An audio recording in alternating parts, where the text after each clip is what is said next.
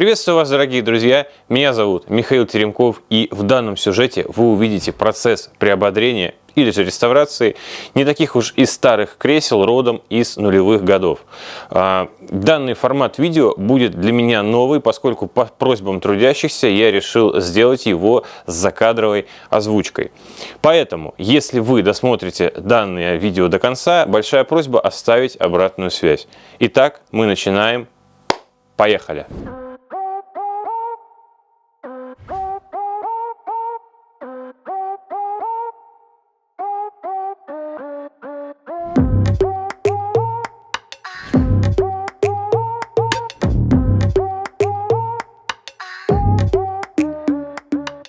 Ремонт абсолютно любой мебели начинается с ее полной разборки. Это нужно для того, чтобы снять чехлы для выкройки новых. Поэтому снимаем абсолютно все, что видим. Подушки, разные крепежи, выкручиваем саморезы, болты, скручиваем ножки. В общем, снимаем все, что мешает нам для того, чтобы снять чехлы.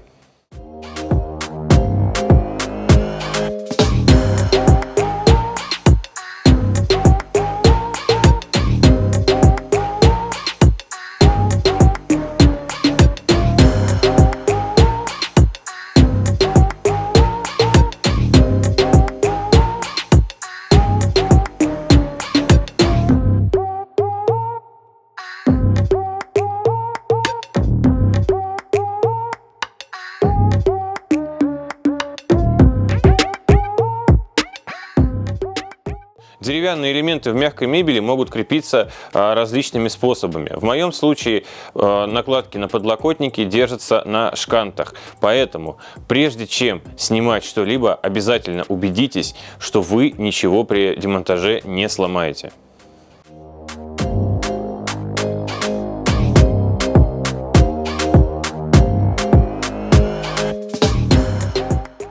После полной разборки нашей мебели нам необходимо аккуратненько снять чехлы. Чехлы снимаются посредством вытаскивания скоб. Скобы лучше всего удалять скобоизвлекателем. Это удобнее и быстрее, нежели подручными инструментами типа пассатижей или отвертки.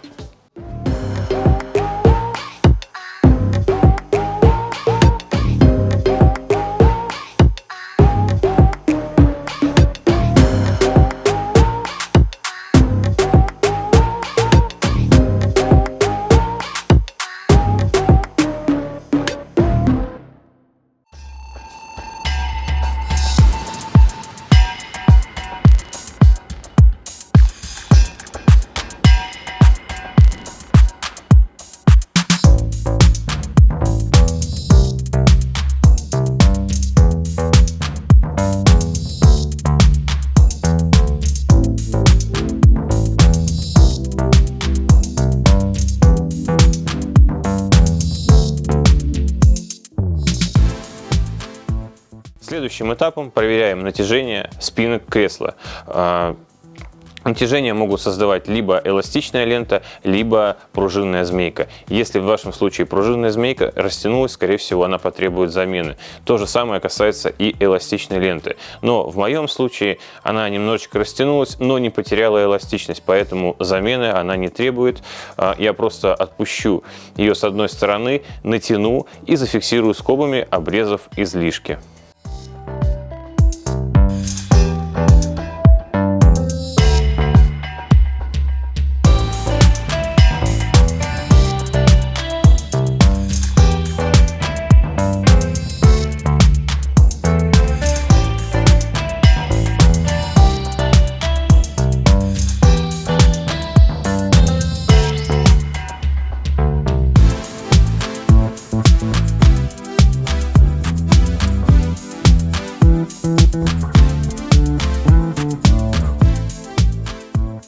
Между эластичной лентой и поролоном обязательно нужно сделать некоторую прокладку. В качестве прокладки я использую спанбонд, но если у вас не эластичная лента, а, например, металлическая змейка, в этом случае нужно использовать либо ватин, либо войлок. Нужно это для того, чтобы лента или же пружины не резали поролон при его деформации. Следующий этап – это замена поролона. Если ваш поролон потерял эластичность, порвался от деформации и имеет посторонний запах, его обязательно нужно поменять, как и в моем случае. Я использую поролон 30-й плотности, но в данном случае можно использовать поролон абсолютно любой плотности, это не имеет особого значения.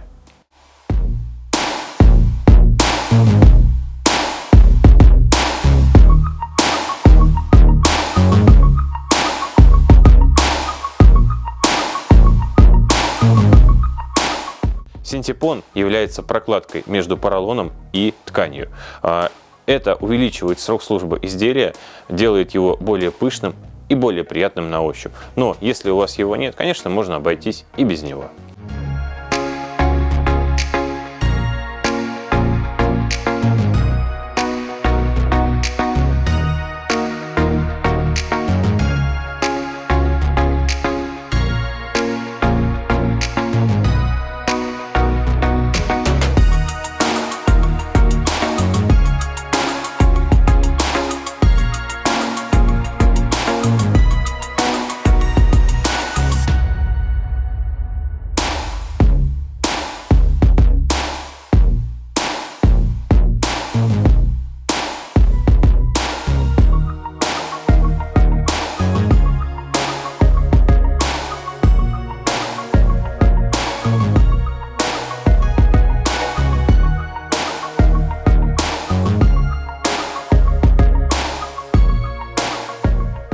Как я говорил ранее, замена поролона требуется не всегда и не везде.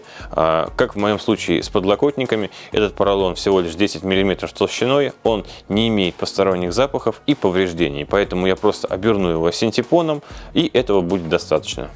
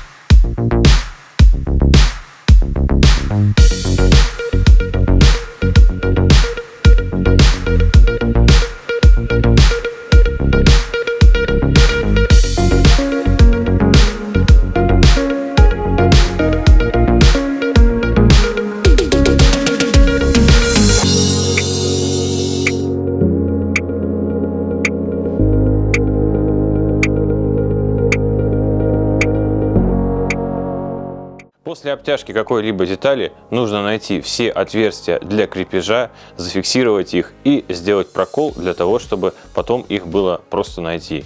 Зафиксировать их нужно обязательно для того, чтобы когда вы закручиваете, материал каким-то образом не завернуло и не создалась какая-нибудь лишняя ненужная складка.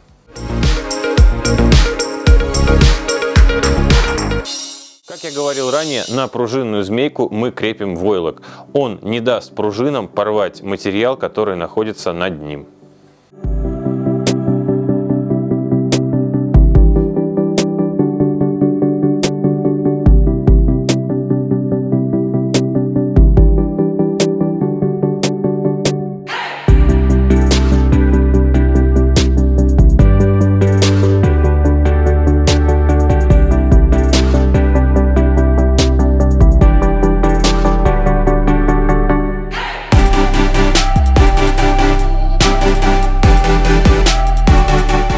Далее аккуратненько распарываем старые чехлы, чтобы по старым деталям выкроить новые.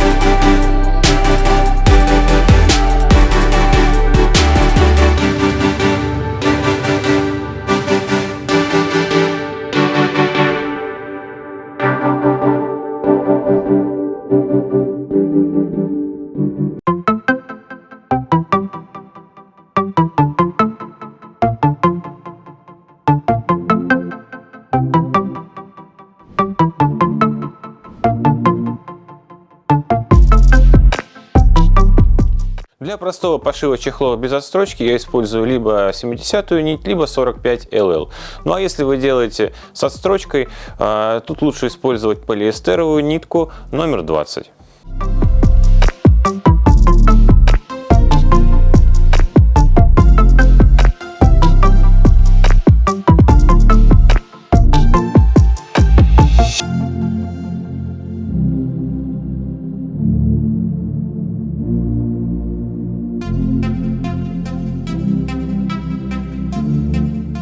Чехлы натягиваем в обратной последовательности. И, кстати, для этого лучше использовать скобу не меньше 10 мм длиной.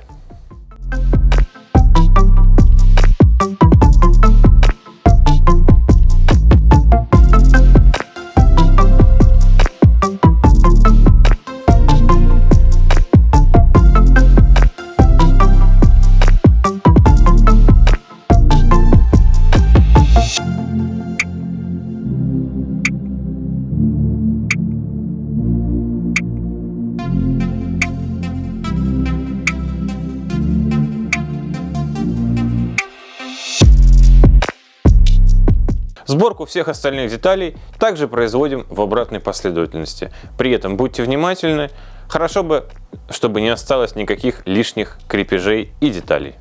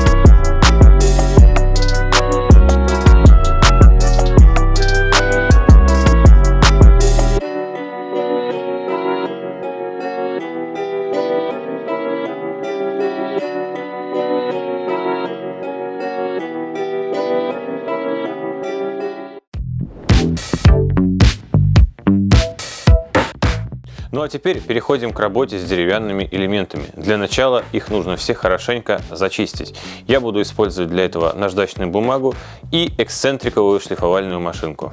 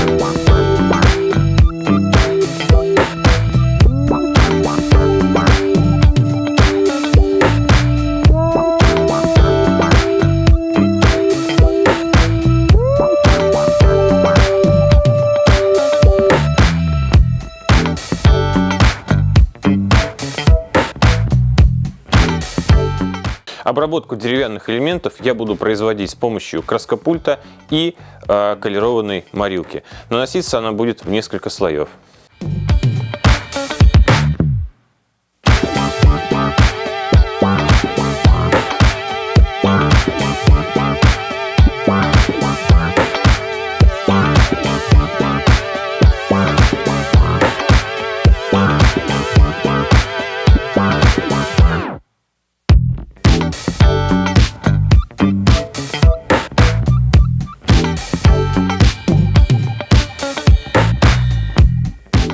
После полного высыхания деревянных элементов, а это происходит не менее чем через 24 часа, мы наносим алкидный лак. Лак также наносится в несколько слоев. Первый слой грунтовый, второй слой уже финишный. В данном случае я использую матовый лак. Это сделано по просьбе заказчика.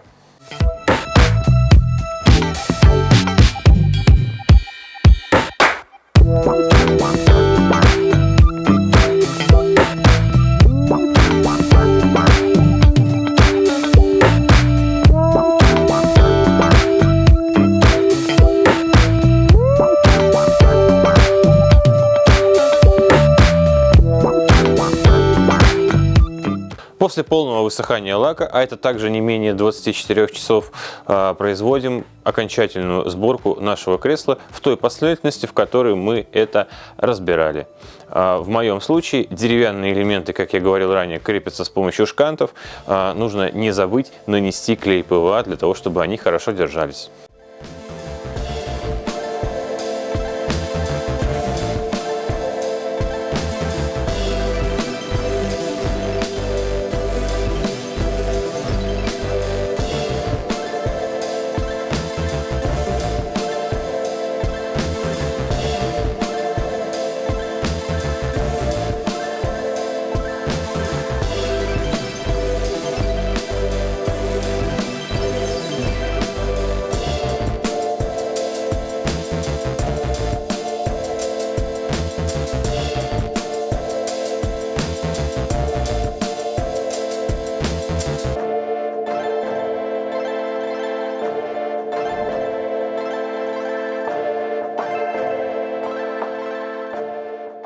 Итак, дорогие друзья, на этом моя работа подошла к концу. Если вам понравился данный формат видео, обязательно сообщите мне об этом в комментариях. Но также не забывайте ставить лайки и подписываться на канал, если этого еще не сделали. На этом у меня сегодня все. Желаю вам больших успехов в вашей работе. С вами был Михаил Теремков. До новых встреч!